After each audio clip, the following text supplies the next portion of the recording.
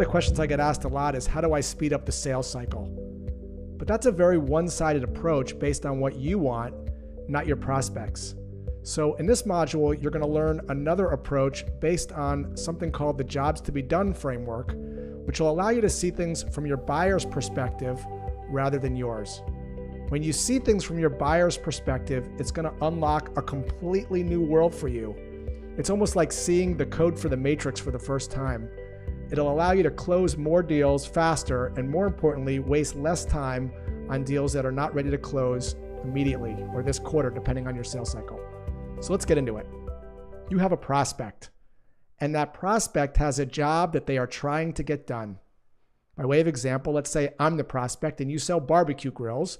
The job that I want to get done is I want to make salmon for my wife and I at night. I'm able to go from point A to point B, making progress. Everything is fine. Your prospects are trying to go from point A to point B every day with the jobs that they're trying to get done. And for the most part, they're doing okay, especially when you cold call them. They're in the green zone of the struggleometer. They're making progress. They don't have a desire to switch. So if you were to cold call them and try to set them up with a demo, they'd probably say, I'm not interested. But that's not what the barbecue guys did. When they found out I was in the green zone, they said this: hey Josh, from time to time we send videos that teach you how to become a better griller. You know, how to make salmon on the grill, steak, veggies, potatoes. Would you be interested in getting those? I said, sure. And from time to time, they sent me these videos, and they were awesome. They were entertaining, engaging, and educational. I did, in fact, level up my grill skills from watching them. And who do you think I was going to think of when and if it was time to buy a new grill? Spoiler alert, the barbecue guys. But let's get back to our story. In time, things change. For example, the 2019 new triathlon bikes come out that I've never seen before.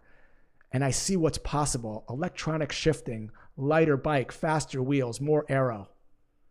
With the case of the grill, the thing that changes is all of a sudden the right side no longer works anymore.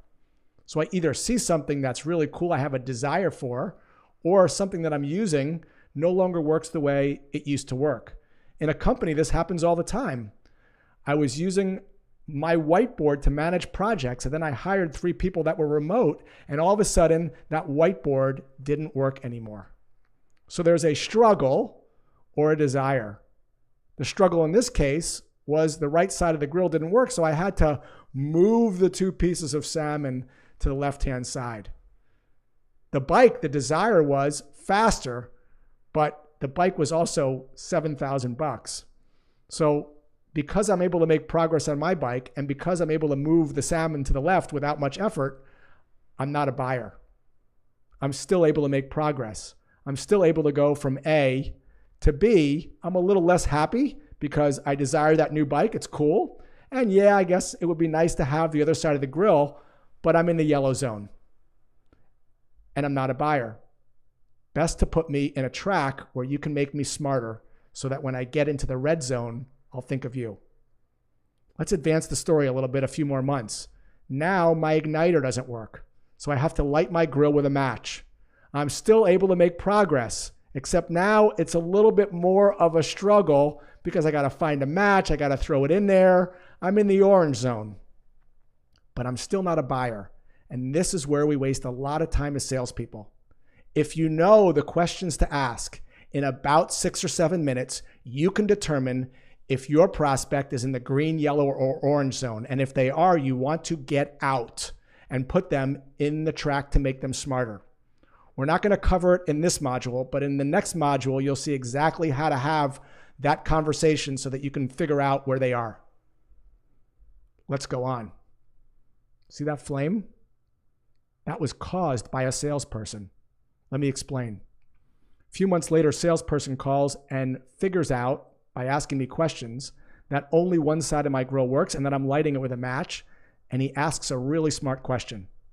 He says, hey Josh, did you know that it's possible you have a propane leak? I said, what do you mean? Well, a propane leak could cause flare-ups. If you light it with a match, you could have a flare-up and it could burn your face. And then he shows me some pictures. Would you like us to do a free leak test for you? In fact, he does. And in fact, I do have a propane leak. And all of a sudden now, the struggle is super high. I am in the red zone. I'm petrified. I can't make progress. I certainly don't want to try to light my grill.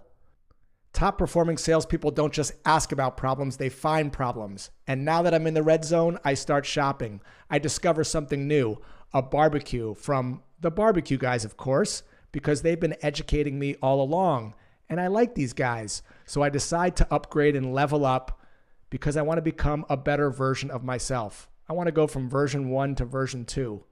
Your prospects want to do this too. They want a better version of themselves so that they can be happier as defined by them.